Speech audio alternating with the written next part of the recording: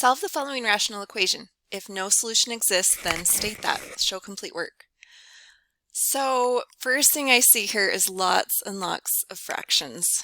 So let's go ahead and clear these. So we can see we've got y minus 2, y minus 3. Let's see, oftentimes this can factor to that. So y squared minus 5y plus 6. So factors of negative 6 that add up to negative 5, well, that will be y minus 2 and y minus 3. So in this case, our LCD will be y minus 2 and y minus 3. Okay, so we need to multiply each term by that y minus 2, y minus 3. Now what's great is really what's going to happen is each denominator cancels and the numerator is just multiplied by whatever it didn't have.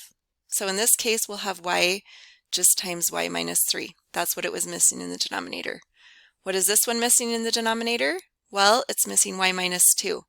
So that y minus 3 cancels and we multiply that y minus 2 by the numerator. In this last one, both of these cancel. Y minus 2 and y minus 3 cancel with y minus 2, y minus 3, so it'll just be equal to 4. So basically you're just multiplying the numerator by whatever the denominator is missing. If that doesn't make sense, I would recommend writing each of these out separately with y minus 2 and y minus 3 and just cancel. So y minus 2 cancels there and we can see y times y minus 3 and so on. Okay, so now once we're to this point, let's go ahead and multiply everything out, combine like terms. So I'll get y squared minus 3y plus 4y minus 8 equals 4. When I combine my like terms, I'll get y squared. Negative 3y plus 4y will be plus y minus 8 equals 4. Now I can see I have a quadratic equation. Y squared tells me that, and so whenever I'm solving a quadratic equation, I want everything on one side equal to 0. So I will subtract 4 from both sides. Those cancel, and I'm going to bring this over here.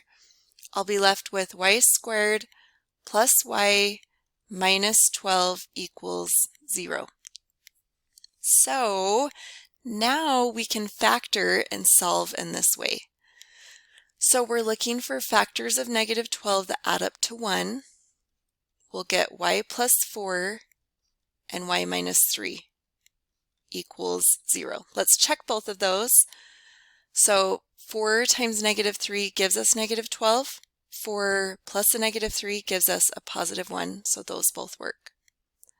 Now we can use our a times b equals 0. If a times b equals 0, then either a equals 0 or b equals 0, and so we can set these each equal to 0. So y plus 4 equals 0, or y minus 3 equals 0. We solve.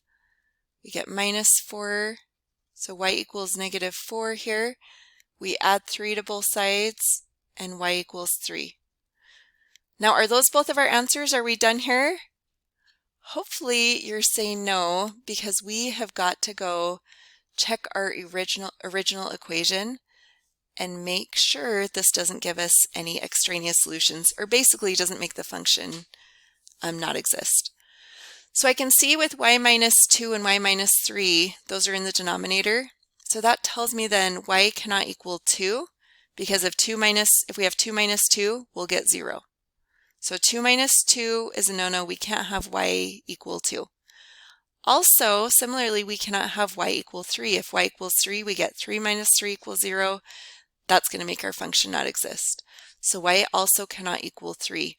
This actually might be a great idea to do at the very beginning before you start the problem anytime you're solving a rational equation.